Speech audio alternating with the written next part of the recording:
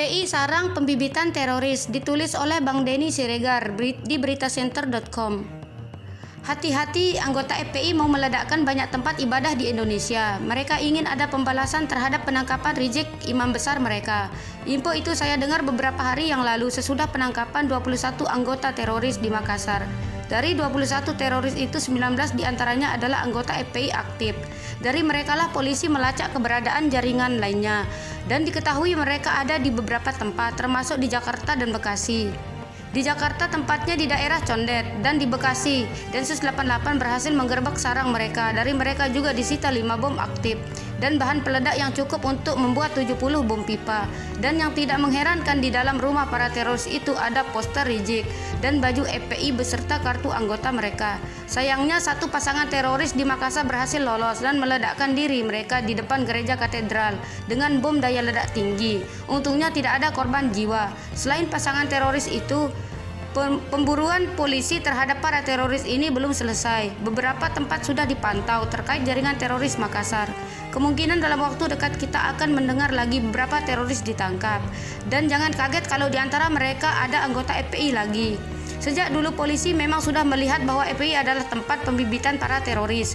Penembakan di tol kilometer 50 itu karena para laskar FPI itu ganasnya sudah bukan lagi level ganas ormas, tapi ganas level teroris yang menganggap bahwa mereka berjihad dan anggota polisi itu halal darahnya.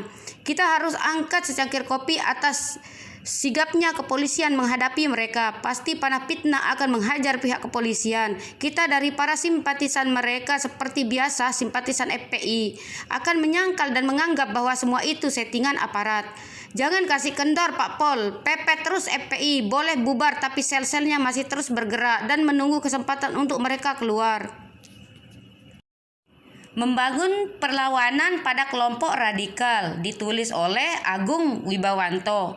Sejenak mari kita menenangkan diri lalu berpikir jernih. Saya paham kita semua marah dan muak dengan praktik-praktik intoleransi dan radikalisme.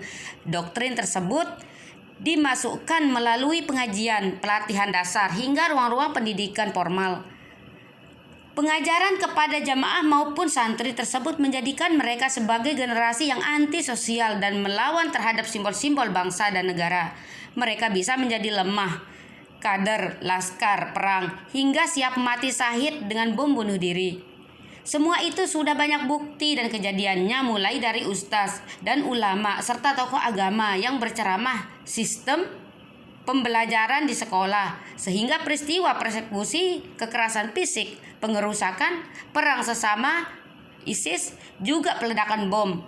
Yang saya tangkap dari keresahan banyak warganet plus 62 terkait bahaya laten intoleransi atau radikalisme dan terorisme adalah soal tindakan apa yang harus dilakukan terhadap mereka yang terindikasi melakukan kegiatan dan berafiliasi kepada organisasi teroris.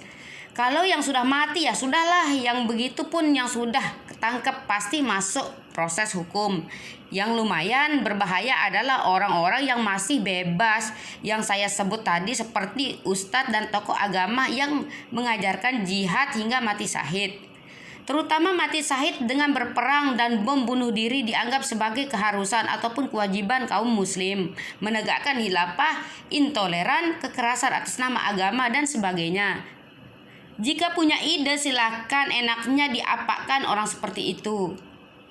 Dengan satu syarat, gak usah pakai ngegas ataupun menghujat karena ini dinamakan usulan bukan memaksakan kehendak. Jika terbentur oleh hukum ataupun peraturan perundang-undangan ya akan diusulkan pula perubahan undang-undang. Kalau silent majority ingin bersuara inilah saatnya.